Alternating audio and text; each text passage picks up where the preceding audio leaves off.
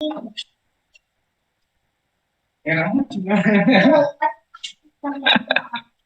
baik ya, kita lanjutkan. Nah, jadi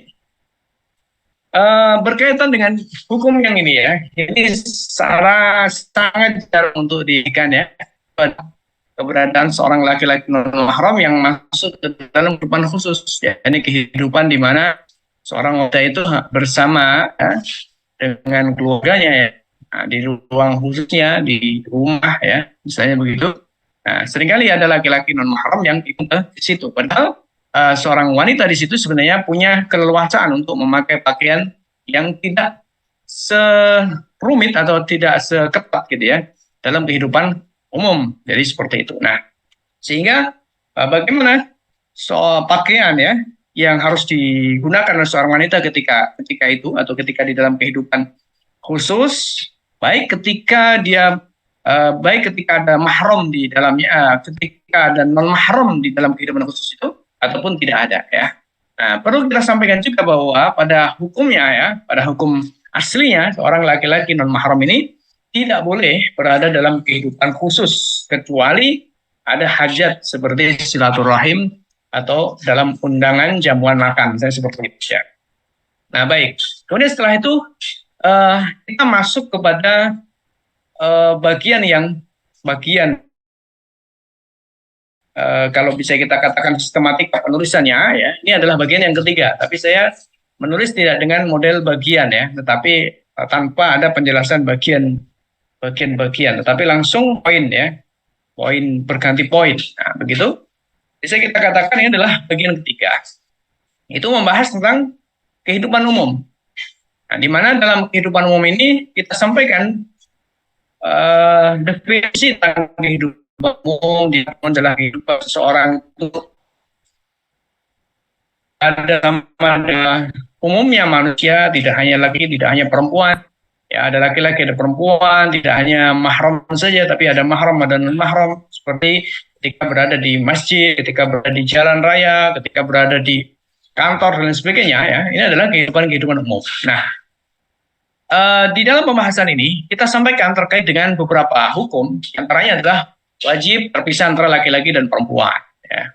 Kemudian boleh beristima atau kumpul dengan ya, boleh beristima ya atau berkumpul antara laki-laki dan perempuan ketika terpenuhi dua unsur, yaitu melakukan perkara yang memang dibolehkan oleh serta mengharuskan adanya istima. Nah, ini dalam kondisi normal ya.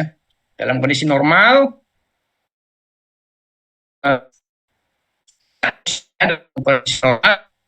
yang mana tidak mungkin dilakukan, artinya tidak mungkin ya dilakukan tanpa mengharuskan adanya istima, dan perkara itu adalah perkara yang boleh dilakukan oleh laki-laki dan boleh dilakukan oleh perempuan, maka di sini pada prinsipnya ya boleh terjadi istima. Misalnya seperti saat tawaf ya, kemudian ketika di pasar ya, belanja dan semacamnya ya, itu sesuatu yang boleh dilakukan oleh laki-laki dan oleh perempuan. Mau nggak mau ya, tentu saja ya terjadi perkumpulan atau berkumpulnya antara laki-laki dan perempuan. Kemudian di pembahasan ini juga kita sampaikan tentang bahwa sekujur tubuh wanita adalah aurat kecuali muka dan telapak tangan ya. Semacam mengulangi atau kemudian menegaskan apa yang telah disampaikan sebelumnya ya. Dan ini adalah sebagai pintu masuk sebenarnya ya untuk pada poin yang keempat. Pintu masuk kepada poin yang keempat, yaitu bahwa wanita dalam kehidupan umum tidak hanya wajib menutup muka, menutup sekujur tubuhnya kecuali muka dan telapak tangan, tapi juga wajib mengenakan pakaian syar'i yang Allah tetapkan untuk pakaian kehidupan umum, yaitu adalah khimar dan jilbab. Jadi ini sudah mulai mengerucut bahasan di mana buku ini sebenarnya poinnya intinya ditulis untuk ini. Itu adalah untuk membahas tentang pakaian syar'i dalam kehidupan umum bagi seorang wanita muslimah, yakni khimar dan jilbab. Nah, kita udah mulai masuk ke sini. Nah, jadi seperti itu. Nah, kemudian kita masuk kepada poin keempat ya. Sebelum saya membahas tentang jilbab dan khimar sebagai pakaian yang wajib dikenakan oleh seorang wanita dalam kehidupan umum ya, saya mencoba kembali untuk mengkristalkan pemahaman tentang persoalan ini dengan apa? Yaitu dengan memberikan penjelasan tentang perbedaan antara topik menutup aurat dengan topik pakaian wanita dalam kehidupan umum ya. Kenapa? Karena pembahasan ini ya cukup penting atau bahkan bisa dikatakan sangat penting berkaitan dengan konstruksi pemahaman adanya pakaian khusus yang Allah wajibkan atas seorang wanita dalam kehidupan umum. Jadi bukan yang penting menutup aurat. Nah, sementara ini kan banyak orang memahami yang penting menutup aurat, kan begitu ya. Yang penting menutup aurat. Maka kita sering mendengar misalnya ada atlet ya syar'i katanya ya. Misalnya ada seorang perempuan misalnya ya pesepeda atau perenang atau kemudian apa namanya bulu tangkis atau apalagi ya pelari atau voli ya. Nah, seperti itu yang katanya syar'i gitu ya.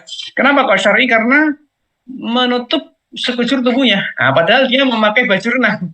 Akhirnya seperti itu.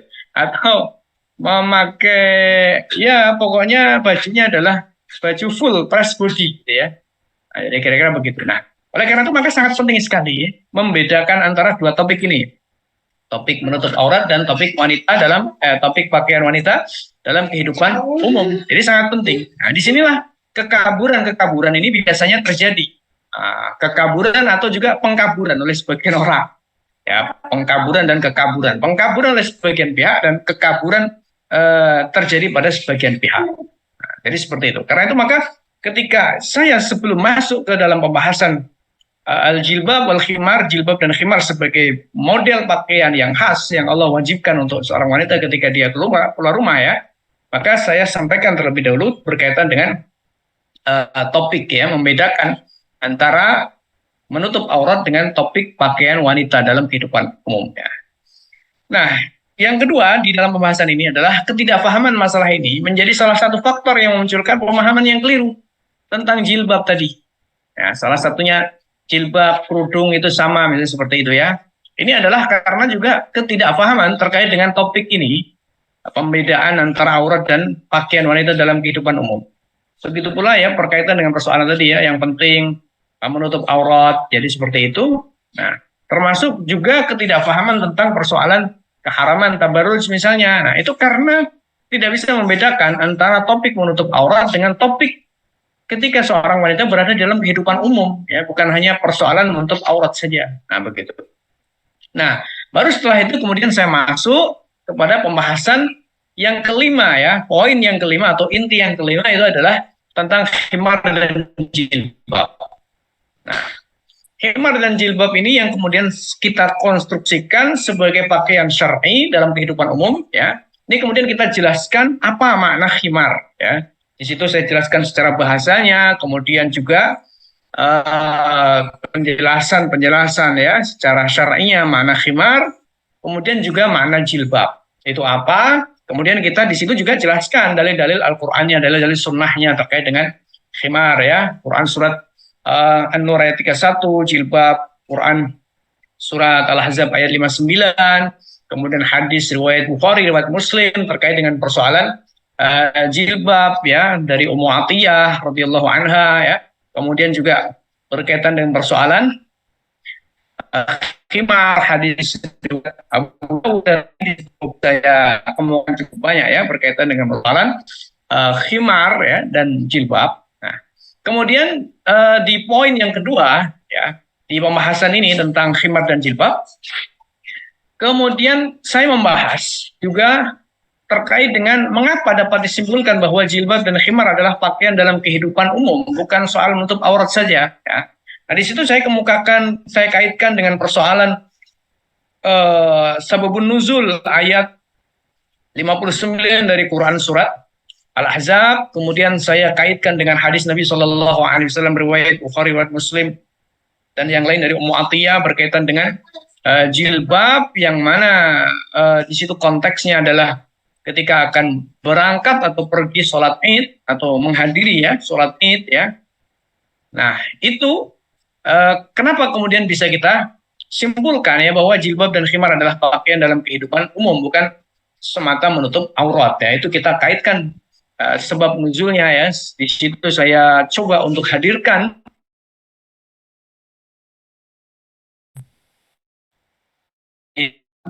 sumber-sumber tafsir ya, bagaimana sebab nuzulnya ayat 59 dari Quran surat Al-Ahzab tersebut ya. Lalu bagaimana penjelasan para ulama hadis, para pensyarah hadis ya, seperti Imam Ibnu Hajar Al-Asqalani, Imam Ibnu Rajab Al-Hambali, dan kemudian Asy-Syaukani di sana dan lain-lain ya. Cukup banyak yang saya kemukakan nama-nama di situ ya, untuk menjelaskan dan menegaskan serta mengerucutkan ya bahwa jilbab dan khimar ini merupakan ya apa ya, jilbab dan khimar ini merupakan pakaian dalam kehidupan umum, bukan soal menutup aurat semata. Nah, begitu ya. Itu saya sampaikan di pembahasan ini ya. Nah, kemudian yang ketiga di pembahasan ini saya juga mengapa dapat disimpulkan jilbab adalah pakaian di atas pakaian keseharian yang dikenakan di dalam rumah. Ya, kenapa ada pernyataan atau ada frase pakaian di atas pakaian keseharian? Nah, ini kok bisa? Nah, ini kemudian juga kita jelaskan ya. Kita sampaikan kenapa bisa muncul ya kesimpulan seperti ini. Dari mana kesimpulan seperti ini? Nah, dari situ kita sampaikan juga bagaimana kok bisa menyimpulkan bahwa jilbab adalah pakaian di atas pakaian keseharian yang disebut dengan thiyabul mihnah. Nah, jadi seperti itu. Nah, itu kita sampaikan ya terkait dengan persoalan persoalan tentang tadi ya ayat Al-Ahzab dari konteks sababun nuzulnya, kemudian juga hadis Nabi Shallallahu Alaihi Wasallam yang berkaitan dengan tadi ya hadis Ummu Atiyah terkait dengan jilbab bagaimana tersebut, lalu bagaimana penjelasan para ulama ya, komparasinya, termasuk saya ungkap data-data dari Imam Ibnu Rajab Al-Hambali yang sangat penting dalam kitabnya Fathul Bari Syarah Sahih Bukhari yang karya Imam Ibnu Rajab, bukan Fathul Bari karya Ibnu Hajar Al-Asqalani, bukan, tapi yang karya Ibnu Rajab Al-Hambali ya. Nah, di situ saya kemukakan satu poin penting yang disampaikan oleh Imam Ibnu Rajab Al-Hambali, di mana bahwa hadis Nabi Shallallahu Alaihi Wasallam yang berkaitan dengan jilbab ini berkaitan dengan hadisnya Ummu Atiyah radhiyallahu anha, dikemukakan oleh Imam Ibnu Rajab Al-Hambali bahwa itu bukan persoalan menutup aurat ya seperti itu, tetapi itu adalah persoalan ketika seorang wanita itu keluar rumah. Berarti maknanya bukan persoalan pakaian saja, pakaian yang menutup aurat saja, tetapi adalah pakaian khas yang memang digunakan untuk keluar. Berarti maknanya itu adalah pakaian yang memang pakaian rangkap, dalam artian pakaian di atas pakaian yang lain. Jadi seperti itu. Nah, itu saya kemukakan beberapa pernyataan Imam Ibnu Rajab Al-Hambali ya di dalam kitabnya Fathul Bari ya. Tentu tidak saya bacakan di sini ya, karena terlalu panjang nanti pembahasan kita ya. Nah, kemudian poin yang keempat gitu ya, di mana salahnya pemahaman bahwa Allah tidak menentukan model pakaian sama sekali untuk kehidupan umum ya. Nah, itu kita juga sampaikan ada 4 poin yang mengungkap tentang kesalahan sebagian orang yang menyatakan bahwa Allah tidak menentukan model pakaian sama sekali untuk kehidupan umum ya. Itu saya jelaskan dalam satu poin tersendiri ya. Nah, di situ saya juga kemukakan beberapa pendapat para ulama, ada Syaukani, ada kemudian juga Ibnu Hajar, kemudian juga ada tadi ya Imam Ibnu Rajab Al-Hambali. Kemudian yang kelima, menjawab syubhat seputar khimar dan jilbab ya. Misalnya menjawab tentang persoalan jilbab itu untuk membedakan antara perempuan merdeka dan perempuan budak pada zaman itu. Sehingga sekarang tidak ada budak, tidak ada merdeka, sehingga tidak ada kewajiban untuk jilbab. Saya seperti itu ya. Nah, ini kita jawab, kita kaji dari sisi asbabun nuzulnya ya, bagaimana ya kesahihan asbabun nuzul tentang faktor itu ya, yakni membedakan antara budak dan merdeka ya. Jadi kita mencoba untuk menjawab seputar syubhat tersebut. Begitu pula berkaitan dengan persoalan misalnya jilbab itu adalah pakaian orang Arab ya, seperti itu ya, itu tradisi bangsa Arab. Nah, ini kita coba mengkaji, membahas tentang yang dalam pembahasan kelima ini adalah dalam poin yang Ya, di situ saya sampaikan ada 7 syarat ya. Saya sampaikan ada 7 syarat berkaitan dengan persoalan syaratnya jilbab ya. Nah, di situ bisa kita katakan bahwa syaratnya yang pertama adalah menutup seluruh tubuh tentunya, kemudian harus tebal dan tidak tipis, kemudian tidak tabarruj syaratnya, kemudian yang keempat longgar dan tidak ketat, kemudian yang kelima itu adalah tidak berparfum, kemudian yang keenam tidak menyerupai pakaian laki-laki, dan ketujuh ya tidak menyerupai pakaian orang kafir ya. Seperti itu. Ini adalah 7 syarat yang bahkan ada 8 syarat, mohon maaf ya, 8 syarat ya. Dan 8 adalah tidak berupa pakai jubroh, artinya pakaian yang justru menjadi perhatian orang, menjadi perhatian pandangan mata manusia ya, laki-laki ataupun perempuan. Jadi seperti itu. Ya.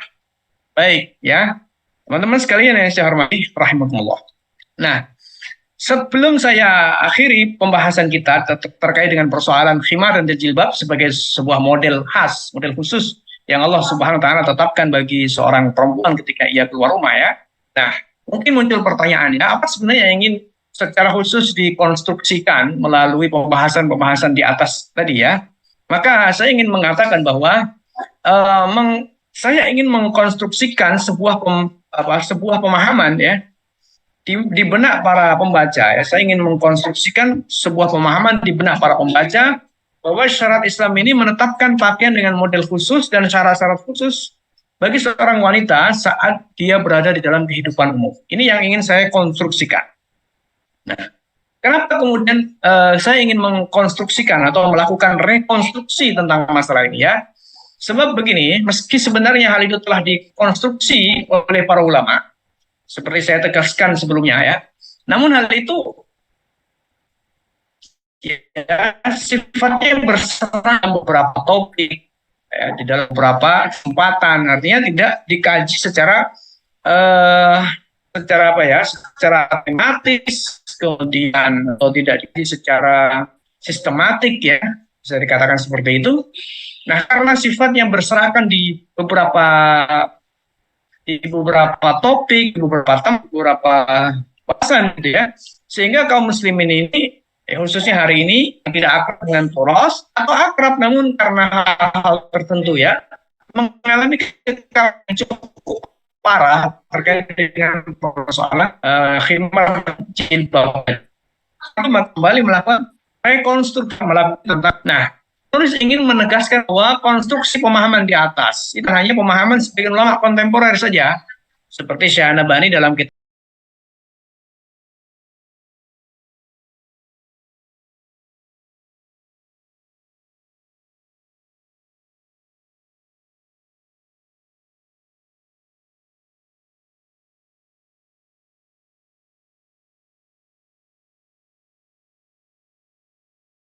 penegasan atau penjelasan recording in progress. Bagian ulama saja seperti ya ulama kontemporer seperti Al-Bahani atau kemudian Farid Al-Ansori tadi ya. Nah, saya ingin melakukan konstruksi bahwa ini enggak hanya atau tidak hanya pendapatnya ulama-ulama kontemporer, melainkan ini merupakan sesuatu yang sebenarnya telah dibangun oleh para fuqaha di masa itu dari berbagai mazhab. Nah, karenanya apa? Data yang penulis suguhkan selalu data-data primer ya. Jadi penulis di dalam buku ini senantiasa berusaha untuk membawa data-data primer. Seperti perkataan Al-Qurtubi, Ibnu Hayyan, Ibnu Rajab, Ibnu Hajar Al-Hali, Ibnu Hajar Al-Asqalani, Ibnu Hazm, Asy-Syaukani dan lain-lain. Ini adalah data-data primer. Jadi data-data yang langsung mengacu pada kitab-kitab mereka juga, dan itu merupakan ulama-ulama klasik ya, sehingga data-data ini adalah data-data primer. Nah, seperti itu. Baik ya. Nah, yang terakhir, adakah bahasan yang lain yang terkait dengan bahasan-bahasan masalah khimar dan jilbab di dalam buku ini? Jawabannya ada 3 pembahasan ya, sebagai mungkin bahasa kita suplemen ya, sebagai tambahan saja. Yang pertama adalah berkaitan dengan wanita muslimah, busana syar'i dan jati diri yang terancam hilang. Itu saya tambahkan di edisi revisi kemarin ya, November 2023 kemarin. Waktu terbit dengan cover yang baru ini ya. Nah, kemudian fenomena tabarruj, bahaya dan solusinya itu juga itu sudah ada sejak 2019 yang lalu.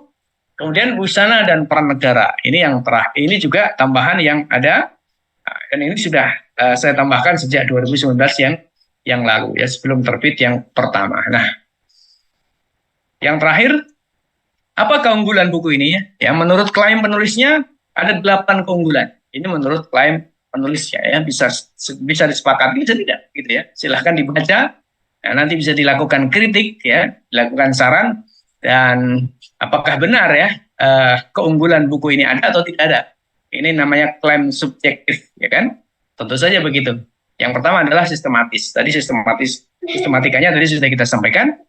Kemudian komprehensif ya. Nah, komprehensif karena dalam sekedar ya, kalau di dalam bukunya misalnya Anabhani, An-Nizamul Istimai, itu kan hanya mungkin satu lembar gitu ya, bahasa tentang jilbab ini satu lembar kira-kira seperti itu. Begitu pula dalam bukunya Syekh Farid Al-Ansari misalnya ya cuma satu lembar ya. Nah, begitu pula di kitab-kitab yang lain. Ada buku judul dengan Jilbabul Mar'ah Al-Muslimah karya Syekh Nasruddin Al-Albani ya, rahimahullah taala. Tapi juga tidak mengkerucut menurut saya, tidak menggambarkan secara utuh gitu ya. Ada pula buku-buku yang sudah terbit sebelumnya. Saya pernah baca buku juga bahasa Indonesia ditulis oleh beberapa teman-teman ya. Tapi saya melihat tidak bahasa saya ya, la yusmin wa la yughni min ju' ya. Jadi tidak memuaskan lah kira-kira seperti itu. Nah, dari sisi kajian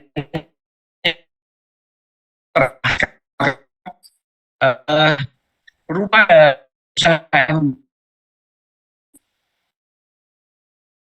jadi bersifatnya komprehensif. Kemudian komparatif ya, karena memang dalam kita banyak sampaikan pendapat-pendapat ulama dan kita kaji ya, kita komparasikan di antara pendapat-pendapat itu. Kemudian keempat, kaya referensi ya. Kenapa saya sebut kaya referensi? Karena memang cukup banyak referensi yang saya rujuk ya, yang penulis rujuk di dalam menulis buku ini ya. Buku dengan ketebalan hanya sekitar berapa ya, 200 atau 180-an halaman ya.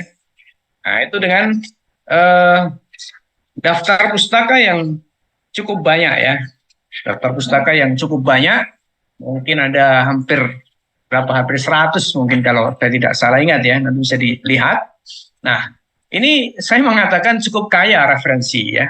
Kemudian yang kelima adalah usuli. Kenapa saya katakan usuli? Ya karena memang ada kajian-kajian usul fikih di dalamnya, artinya ruh dari ruh dari ilmu usul fikih ini kita rasakan ya di dalam pembahasan buku ini ya, bagaimana ketika melakukan tarjih misalnya ya. Nah, usuli, jadi seperti itu artinya dimaksud dengan usuli, membandingkan satu riwayat dengan riwayat yang lain, membandingkan kebahasaan ya, melakukan kajian terkait dengan bagaimana istidlal ya. Ini usuli. Kemudian yang keenam ideologis. Ya, artinya ideologis ini memandang ini sebuah aturan yang tidak berdiri sendiri, jadi berkaitan dengan aturan yang lain, berkaitan dengan akidah, berkaitan dengan persoalan konsep kehidupan manusia ya, kehidupan seorang muslim, kehidupan kaum mukminin. Nah, jadi berkaitan dengan negara juga tentunya ya. Maka ini saya katakan ideologis ya. Kemudian yang ketujuh adalah mengungkap hal yang banyak orang tidak memahaminya. Di antaranya adalah beda antara menutup aurat dengan pakaian wanita dalam kehidupan umum dengan data-data primer tadi ya. Nah, jadi seperti itu. Data yang terpenting juga di sini adalah data-data primernya ini, gitu kan? Nah, mungkin ada banyak teman-teman sudah memahami beda antara menutup aurat dengan pakaian wanita dalam kehidupan umum misalnya ya. Tapi untuk menggali data-data primer dari para fuqaha, para mufassirin ini belum dapat barangkali ya. Nah, di sini saya suguhkan begitu ya, sehingga saya mengklaim ini mengungkap beberapa hal yang bisa dibilang baru. Jadi salah satu keunggulan buku itu apabila dia menemukan hal-hal baru. Ya, tidak hanya menghimpun yang sudah ada, tetapi juga menemukan hal yang baru. Lalu yang kedelapan, kajian mendalam tentang jilbab dan khimar, sehingga berhasil mengungkap konsep baku pakaian wanita dalam kehidupan umum. Nah, itu klaim ya, 8 klaim penulis terkait dengan buku ini ya. Nah, apakah itu benar, apakah salah ya? Namanya juga klaim sepihak, klaim subjektif, ya bisa jadi salah, bisa jadi benar ya. Wallahu subhanahu wa ta'ala alam. Waktu saya kembalikan kepada Ustadz Wohono, dari saya cukupkan sekian, terima kasih. Mohon maaf atas segala kekurangan. Wassalamualaikum warahmatullahi wabarakatuh. Waalaikumsalam warahmatullahi wabarakatuh. Masya Allah, dari segi review, insya Allah kayaknya mantep nih buku ya. Isinya daging-daging, insya Allah. Karena khasnya Ustadz Usman itu kalau memang buat buku itu memang yang daging-daging ya. Juga termasuk sering baca, kalau dulu terjemahannya Ustadz ya, sering menerjemahkan buku-buku ya. Buku-buku kitab-kitab karya ulama ya, waktu itu kebanyakan dari PTI kalau nggak salah ya. Nah itu saya sering baca karya beliau dan luar biasa ya isinya ya. Terus kemudian hari ini ya, ini beliau menulis sendiri ya, yaitu fikih busana muslimah yang reviewnya sudah beliau jelaskan tadi ya. Nah ini bisa untuk kemudian dari teman-teman sekalian buat hadiah istrinya mungkin kalau punya istri ya. Terus kemudian buat dirinya sendiri kalau dia muslimah, agar apa? Agar kita jadi paham ya bagaimana sih fikih busana muslimah yang kemudian syar'i ya. Yang hari ini ya itu masih banyak sekali orang-orang yang salah paham mana kerudung, mana kemudian jilbab gitu ya. Agar kita tahu ya, akan juga seragam di Indonesia terutama ya, itu ya jilbab ya itu ya kerudung ya itu ya. Karena kalau seperti ini ya, itu nanti kemudian yang mengetahui itu adalah anak-anak kita, nanti jadi miss gitu loh. Jadi miss, orang bilang apa, kita bilang apa, jadinya nggak nyambung, malah bingung kan. Nah harapannya buku karya Ustadz Usman Yahid ini ya, insya Allah bisa menjadi referensi kita bagaimana sih busana yang syar'i seperti apa, dijelaskan dalil-dalilnya dari segi kemudian Al-Quran, Sunnah, bahkan tadi ya referensinya 100 buku sendiri ya.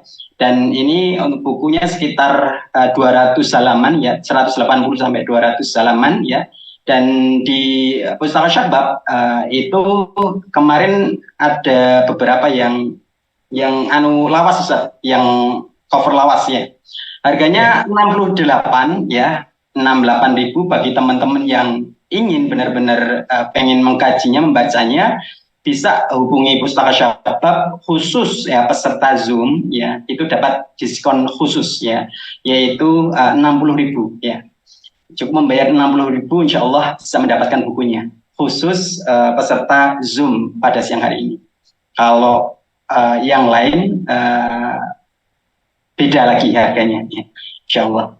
Nah nanti bisa dihubungi kontak Pustaka Syabab 085625797117.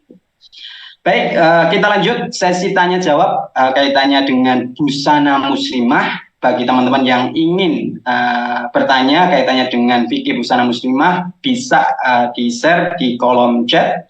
Atau mungkin kalau ini penting ya, pengen butuh cepat jawabannya, bisa raise hand. Nanti insya Allah kita dahulukan. Baik, adakah yang bertanya? Oh ini sudah ya, sudah masuk. Ustadz izin bertanya, apakah boleh, ini dari Ibu Suci atau Mbak Suci ya, apakah boleh ketika kita di dalam rumah bersama suami, kita tidak memakai mihnah? Ini boleh nggak, Ustaz?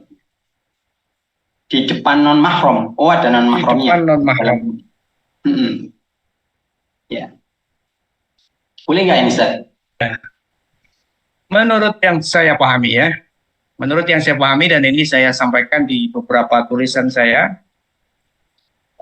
seorang wanita di dalam rumahnya ketika dia bersama dengan mahramnya, bersama dengan suaminya diantaranya ya, suami bukan mahram tapi posisinya lebih dari mahram, tapi di dalamnya juga ada non mahram, maka seorang wanita wajib memakai pakaian sebagaimana ketika dia berada di luar rumah. Jadi itu jawaban saya ya, jawaban saya ini kemudian terkonfirmasi dengan beberapa penjelasan para ulama tafsir ya, diantaranya ada Imam Ar-Razi kemudian ada juga